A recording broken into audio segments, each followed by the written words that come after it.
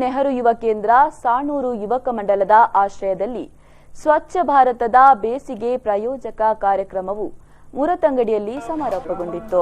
ಈ ಸಂದರ್ಭದಲ್ಲಿ ಸಾಣೂರು ಗ್ರಾಮದ ದೇಂದಬೆಟ್ಟು ಅರ್ಚಕರಾದ ರಾಮ್ ಭಟ್ ದೇವತಾ ಕಾರ್ಯದೊಂದಿಗೆ ಸಮಾರೋಪ ಸಮಾರಂಭವನ್ನು ಉದ್ಘಾಟಿಸಿದರು. ನಂತರ ಮಾತನಾಡಿದ ಅವರು, ಸ್ವಚ್ಛ ಭಾರತ ಅಭಿಯಾನವು ಜನಾಂದೋಲನವಾಗಿ ಮಾರ್ಪಟ್ಟಿದೆ. ಜನಸಾಮಾನ್ಯರು ದೊಡ್ಡ ಪ್ರಮಾಣದಲ್ಲಿ ಭಾರತವನ್ನು ಸ್ವಚ್ಛಗೊಳಿಸುವ ಪ್ರಮಾಣ ವಚನ ಸ್ವೀಕರಿಸಲಿದ್ದಾರೆ. ನೈರ್ಮಲೀಕರಣದ ಬಗ್ಗೆ ಅರಿವು ಮೂಡಿಸುತ್ತಿದ್ದಾರೆ. ಆರೋಗ್ಯದ ಬಗ್ಗೆ ಮಾಹಿತಿ ನೀಡುತ್ತಿದ್ದಾರೆ. ಹೀಗೆ ನಾನಾ ವಿಧಾನಗಳ ಮೂಲಕ ದೇಶ ಸೇವೆ ಮಾಡುತ್ತಿದ್ದಾರೆ. ಸ್ವಚ್ಛತೆಗೆ ದೇವರನ್ನು ತಲುಪುವ ಮಾರ್ಗ ಎಂಬ ಅರಿವು ಎಲ್ಲರಲ್ಲಿ ಮೂಡತೊಡಗಿದೆ ಎಂದರು. ಬೈಪಾಸಿನಿಂದ ಮುರತಂಗಡಿ ತನಕ ಒಂದು ಸ್ವಚ್ಛತಾ ಆಂದೋಲನದಲ್ಲಿ ನಮ್ಮ ಸಾಣೂರಿನ ಒಂದು ಸ್ವಚ್ಛ ಗ್ರಾಮದ ಪರಿಕಲ್ಪನೆಯೊಂದಿಗೆ ನಾವು ಪ್ರಾರಂಭ ಮಾಡಿಕೊಂಡು ಇವತ್ತು 100ನೇ ದಿವಸಕ್ಕೆ ನಾವು ಪಾದಾರ್ಪಣೆ ಮಾಡಿದ್ದೇವೆ. ಸಾಣೂರು ಗ್ರಾಮದ ನಮ್ಮ ಒಂದು ಯುವಕ ಮಂಡಲ ಹೆಮ್ಮೆಯ ಒಂದು ಸಂಘ ಹೇಳಲಿಕ್ಕೆ ನಮಗೆ ತುಂಬಾ ಸಂತೋಷ ಆಗ್ತಾ ಇದೆ.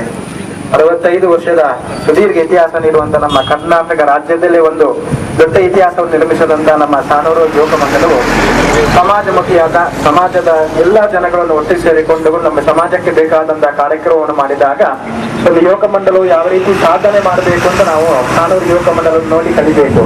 ಅಂತ ಒಂದು ಸಾಧನೆಯನ್ನು ನಮ್ಮ ಹಿಂದಿನ ಅಧ್ಯಕ್ಷರು, ಹಿಂದಿನ ಮಾರ್ಗದರ್ಶಕರು, ನಮ್ಮ ಹಿರಿಯರ ಎಲ್ಲ ಆಶೀರ್ವಾದದಿಂದ ಅಂತಹ ಒಂದು ಕೆಲಸವನ್ನು ಮಾಡ್ತಾ ಇದ್ದಾರೆ.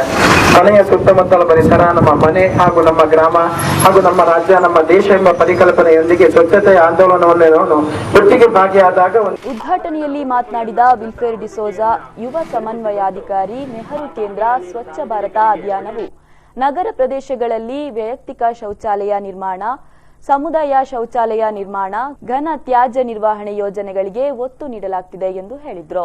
ಸಾಣೂರು ಯುವಕ ಮಂಡಲ ಕಳೆದ ವರ್ಷ ಜಿಲ್ಲೆಯ ಅತ್ಯುತ್ತಮ ಯುವಕ ಮಂಡಲ ಅಂತ ಪ್ರಶಸ್ತಿಗೆ ಪಾತ್ರವಾಯಿತು. ಬಹುಶಃ ನಾನು ನೆಹರು ಯುವ ಕೇಂದ್ರದ ಜಿಲ್ಲಾ ಯುವ ಸಮನ್ವಯಾಧಿಕಾರಿಯಾಗಿ ಕೊಟ್ಟಂತ ಪ್ರಥಮ ಪ್ರಶಸ್ತಿ ಬಹುಶಃ ವೆಲ್ ಡಿಸರ್ವಿಂಗ್ ಕ್ಲಬ್ಗೆ ಸಿಕ್ಕಿದ್ದು ನಿಜವಾಗೂ ತುಂಬಾ ಸಂತೋಷದ ವಿಷಯ. ಈಗ ಹುಟ್ಕೊಂಡಿದೆ ಹಾಗೂ ನಿಮ್ಮನ್ನು ನೋಡಿ ಈ ಜನಜಾಗೃತಿ ಇನ್ನೂ ಹಲವಾರು ಜನರಲ್ಲಿ ಹುಟ್ಕೊಳ್ಳಲು ನಮ್ಮ ಊರು, ನಮ್ಮ ಗ್ರಾಮ, ನಮ್ಮ ತಾಲೂಕು, ನಮ್ಮ ಜಿಲ್ಲೆ ಹಾಗೂ ನಮ್ಮ ರಾಜ್ಯ, ದೇಶವನ್ನ ಸ್ವಚ್ಛ ದೇಶವಾಗಿ ಮಾಡಲಿಕ್ಕೆ ನಮ್ಮ ಪ್ರಧಾನಮಂತ್ರಿಗಳು ಏನು ಕನಸು ಕಂಡಿದ್ದಾರೆ ಅದನ್ನ ನನಸು ಮಾಡುವಂತ ಪ್ರಯತ್ನ ಸದಾ ನಾವು ಮಾಡೋಣ. ನಂತರ ನೂರಾರು ದ್ವಿಚಕ್ರ ವಾಹನ ಮತ್ತು ರಿಕ್ಷಾದಲ್ಲಿ ಮುರತಂಗಡಿಯಿಂದ ಕಾರ್ಕಳ ಪುಲ್ಕೇರಿ ಬೈಪಾಸ್ವರೆಗೆ ಜನಜಾಗೃತಿ ಜಾಥಾ ನಡೆಯಿತು.